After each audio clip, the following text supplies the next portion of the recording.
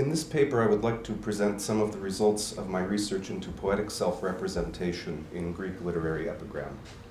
My focus will be several epigrammatists of the mid-1st century CE Garland of Philip, which Regina has just given us a brilliant tour of. These are Philodemus, Crinagoras, and Antipater of Thessalonica.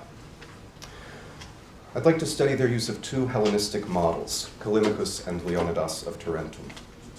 I will argue that Callimachus and Leonidas furnish the Philippian epigrammatists with models of both poetics and ethics, that is, ideas of the poet's appropriate place and the role of poetry in society that are programmatic for the epigrammatist's work at large. Furthermore, as I hope to show, the literary personae constructed by the Philippians can thus be understood as forms of imitation and variation of these earlier models, in somewhat the same sense that a single epigram may be analyzed as the imitation of one or more earlier epigrams. Additionally, a rather curious phenomenon is that, as models, Callimachus and Leonidas are persistently conflated or interwoven, so that the personae of the Philippian poets turn out to be a kind of hybrid of these earlier poetic voices. This, I think, is due in part to the fact that the Philippians encountered their predecessors through the medium of Meleager's Garland, where, of course, they found 3rd and 2nd century epigrammatists interspersed with one another. More specifically, however, I will argue that in certain cases, we can see how particular sequences from Meleager's Garland condition the reception of Callimachus, Leonidas, and others, and provide a basis for new forms of authorial self-representation. Finally, I would like to suggest that Philippian poets are closely engaged not only with Meleager's Garland, but with their own contemporaries, that is, post-Meleagrian poets, with whom they engage in a dialogue that is at times agonistic and provocative.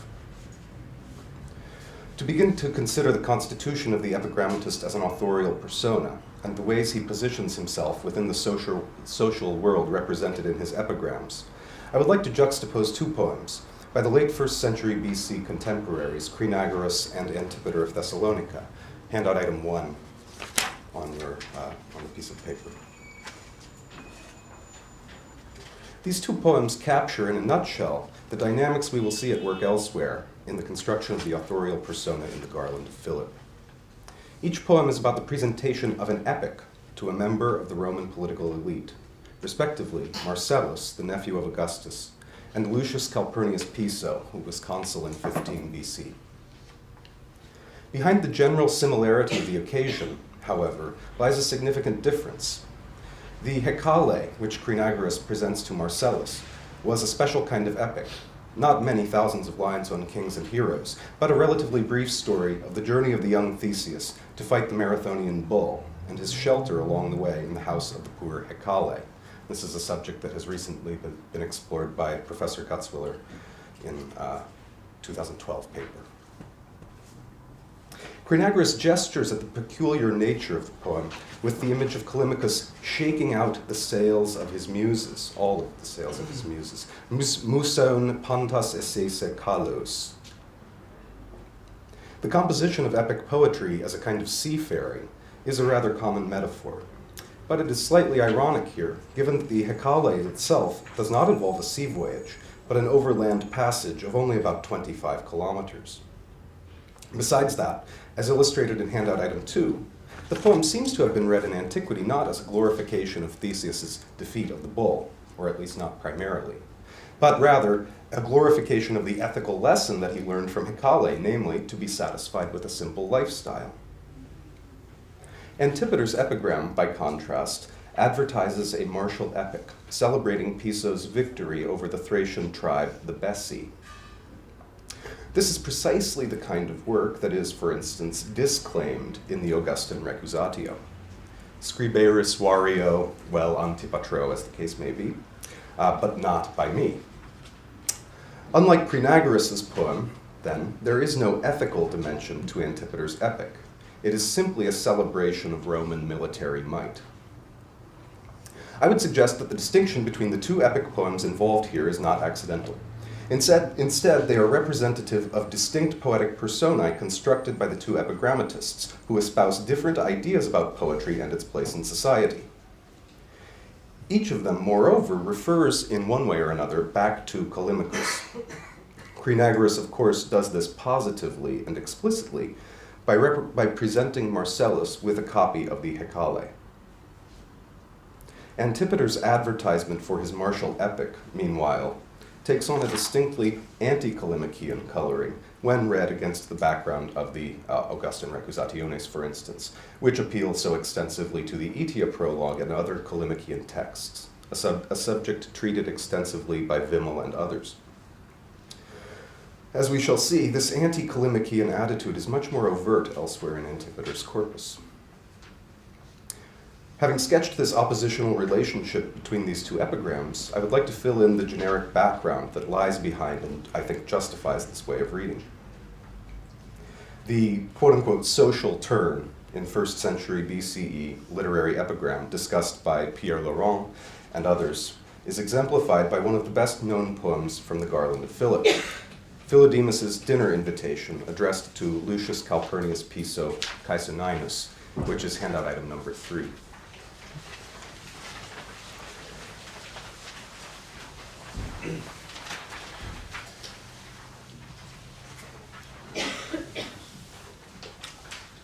The philosopher invites his friend to a celebration of the Epicurean Akos, a monthly feast in honor of the master. The entire occasion will reflect the Epicurean value of litotes, simplicity, lacking opulence but rich in more substantial goods. The poem's grounding in the Epicurean tradition has been ably discussed by Sider, Gordon, and others. The use of the Odyssey, particularly the beginning of Book 9 and Odysseus' stay in the palace of Alcinous, forms a part of this background and has been explored most recently by Gordon and Battenworth. What has not been noticed, however, is that the poem has identifiable epigrammatic models too. Philodemus's invitation poem is in fact an ingenious imitation of several epigrams preserved in an intact Meleagrian sequence in Book 6 of the Palatine Anthology. And this sequence is given in handout item number 4. Fittingly for Philodemus's purposes as imitator, each poem in the sequence involves the theme of simple food in one way or another. In handout item 5, I've illustrated the intricate way Philodemus draws particular verbal and structural elements from the poems and recasts them. The techniques employed are quite reminiscent of the art of formal imitation and variation as practiced, for instance, by Antipater of Sidon and many others. The overarching formal strategy in Philodemus's epigram is the inversion of Leonidas AP 6.302. Leonidas's apotreptic outburst in Philodemus turns into a genteel invitation. But beyond that, Philodemus also incorporates elements from 6.300 and 6.303, so imitating multiple poems from the same sequence. Like Leonidas, Philodemus uses the motifs of food and shelter as symbols of an ethical standpoint. Just as Leonidas's hut, his kalube, his bread and salt, and his isolation were symbols of his professed ethics of simplicity, Philodemus's dinner at his cottage, the kalias, represent the ethical tenets of Epicureanism. Through a series of verbal and grammatical mutations, Leonidas's brand of litotes, identified with austere self-sufficiency, is converted into an Epicurean simplicity founded upon the enjoyment of pleasure without extravagance in the company of friends. I have mentioned the curious interweaving of Callimachian and Leonidean allusions in the later tradition, and this poem provides a good example.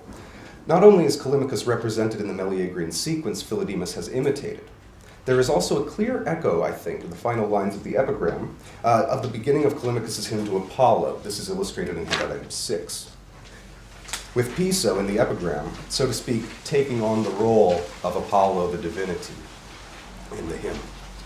This is a witty turn. Through Piso's good graces, Philodemus and his fellow devotees of litotes will become somewhat less litoi. Philodemus's use of the Odyssey in his epigram offers a starting point for a comparison with Crinagrus, handout item 1. Philodemus invokes the guest friendship of Odysseus and Alcinous, activated in line 6, by the reference to the things of the Phaeacians, as a point of reference for his own relationship to Piso, and Crinagoras' poem involves a similar ethical reading of epic. As Cogitore has observed, the Hecale functions for Crinagoras as a kind of speculum principis. The story of the first heroic exploit of the young Theseus is neatly suited to its young recipient, who was at the time perhaps just embarking on a military career, as Gowan Page suggested. Crinagoras divides the plot of the Hecale into two parts. The scene of hospitality, with Hecale providing food and shelter to Theseus in her humble hut, her Calliae, and a feat of strength, Theseus' subduing of the bull at Marathon, summarized in the phrase keiron sthenos, the strength of his hands. Crinagoras' ethical message has two corresponding parts. Marcellus should not only prove his keiron sthenos, but win praise for a glorious life, as Theseus did through his behavior towards Hecale.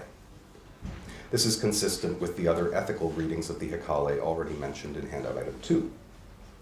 These indicate that the ethical message of the poem was understood to be that even a great hero should content himself with humble sustenance, hospitium tenue, in Apuleius' words. Crinagoras' epigram becomes even more interesting if we examine it as an entry in the tradition of epigrams about humble dwellings and food. We've already seen 3 of these, by Leonidas, Ariston in handout item 4.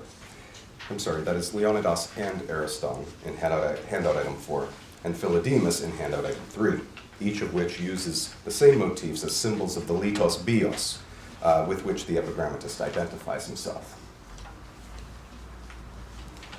Crinagoras' poem constitutes a particularly verified form of imitation and variation on these predecessors, a reading of the Hecale through the lens of the epigrammatic tradition, if you will. So, both Philodemus and Crinagoras frame their relationship to Romans through epic models, the Odyssey and the Hecale respectively, but in each case the epic background is refracted through the lens of Leonidas' epigrams and the traditions of imitation and variation that had grown up around them. Precisely the same dynamic is apparent in another epigram of Crinagoras, handout item 7. The poet announces his intention to voyage to Italy and asks his friend Menippus for assistance in planning his route, Menippus being a geographer. The references to the poet's sea voyage, his hetairoi, and the island of Scheria inescapably recall the Odyssey, and perhaps particularly the very beginning of the Odyssey. Yet here too the epic background is mediated through Leonidas, specifically the beginning of his self-epitaph, handout item number 8. As Gutzwiller has noted, Leonidas' lamentations of his wandering and his separation from his fatherland, along with some lexical features, are themselves strongly evocative of the opening of the Odyssey. As illustrated in handout item 9, Crinagoras reworks Leonidas' self-epitaph at a very minute textual level. The resulting oppositio in imitando is not, however, merely graphical or grammatical, but a reversal of the entire emotional affect of the poem, an effect comparable to that achieved by Philodemus in his invitation to Piso. I think we can now see at very least the beginning of a pattern, the constitution of poetic persona in epigram through the imitation of earlier models, at times at a very minute textual level. Second, the importance of Callimachus and Leonidas in particular as prototypes. In the work of Antipater of Thessalonica, I think we can see how this kind of engagement with the tradition could generate a fully fledged poetic persona.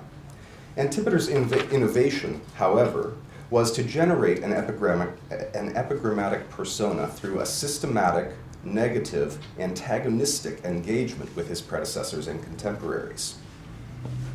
In handout item 10, Antipater launches an attack against pedantic poets and the tedious obscurity of their diction. The marked use of Callimachian language, illustrated in handout items 11a and b, has led scholars to the conclusion that Callimachus is, simply put, the target of the invective. But on closer inspection, it seems that Antipater casts a wider polemical net, in which Callimachus is implicated along with many others. While the epigram prominently reworks the language of the Aetia prologue, the incipit feugeth, followed by the comparison of the pedantic poets to a pack of animals, which is implied in Phyllon, also points us back to Leonidas AP 6.302. In the pentameter, the voices of these two models are again contaminated. Antipater references this time the end of the hymn to Apollo, but inserts the adjective litos, a key word for both Callimachus and Leonidas, as we've already seen, in place of Callimachus's original oligos. The final couplet of the epigram, too, has multiple points of reference that defy simple identification with Callimachus or Callimachianism. The rejection of water drinkers can easily be read as a rejection of Callimachus, who in various places voices disapproval for heavy drinking. But it was also a staple, that is, water drinking was a staple of the kind of simple lifestyle advocated by Leonidas or by Philodemus, both of whom are implicated in Antipater's final couplet. Antipater's drunken symposium and his libations in honor of Homer and Archilochus replace and rebut, in a way, Philodemus' simple dinner in honor of Epicurus, in handout item 3. In addition, Antipater's masculine Homer gains a particular point in light of the hostile ancient lampoons of the Epicureans as especially unmanly types. Meanwhile, as illustrated in item 11C on the handout, Antipater's crater pointedly replaces Leonidas's meal tub. And I would note the mock solemnity of the formula that is used in these epigrams, which has parallels in religious language illustrated in item 11D. As in Leonidas, physical spaces and objects, the hut and the symposium, the meal tub and the crater, are used as concrete manifestations of the poet's program. These inversions of earlier epigrammatic models serve to define Antipater's epigrammatic project against the conceptions of his predecessors. And since I'm low on time, I'm going to move quickly past the next items on your handout, which are a poem by Parmenion, which I think is conceived as a response to Antipater's poem about beginning with arche moi. So I apologize for the summary treatment of that. In handout item 12, Antipater addresses a stingy patron and avows his own rather perverse brand of litotes. Poets, he says, require only small remuneration from their patrons, a perverse upending of Leonidas's resolute self-sufficiency. This rather strange poem begins to make more sense once we realize that the tone is practically threatening. Antipater begins by echoing Leonidas, AP 7.655, handout item 13. He then turns to the image of the poet as a cicada feeding on dew, an echo of the Aetia prologue. The poem then becomes a bit obscure. Antipater says that the hope of support is why he has made a first reply to the would-be patron. He closes by saying that if the moirai should wish it, the addressee will often lie, kesei, in Antipater's pages. This may be perfectly innocuous. In return for a little favor, Antipater will compose frequent poems about his patron. But it may also be menacing. If no favor is forthcoming, the patron will often lie, that is, lie dead like a corpse, in Antipater's books. So he'll write invective epigrams against him, presumably. So the point would be that Antipater knows how to gratify and how to sting with his verse. This polemical reading of the final couplet is further strengthened if we consider polaki moi in line 6 as another reminiscence of the Aetia prologue. Antipater has already reworked Callimachus's metapoetic image of the cicada feeding on dew, and in this final couplet he transforms the very first two words of the Aetia from a polemic against critics into an attack on a would-be patron, and you could compare Catullus 1:16 if you liked.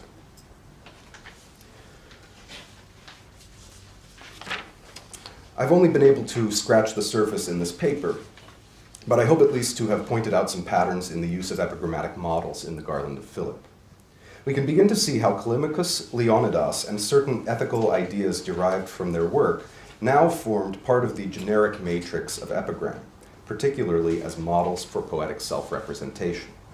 Against the background of their works, and those of their imitators, like Ariston, for instance, seemingly occasional gestures, such as the presentation to a patron of an epic poem as in handout item 1, can be seen as functional parts of larger literary epigrammatic projects.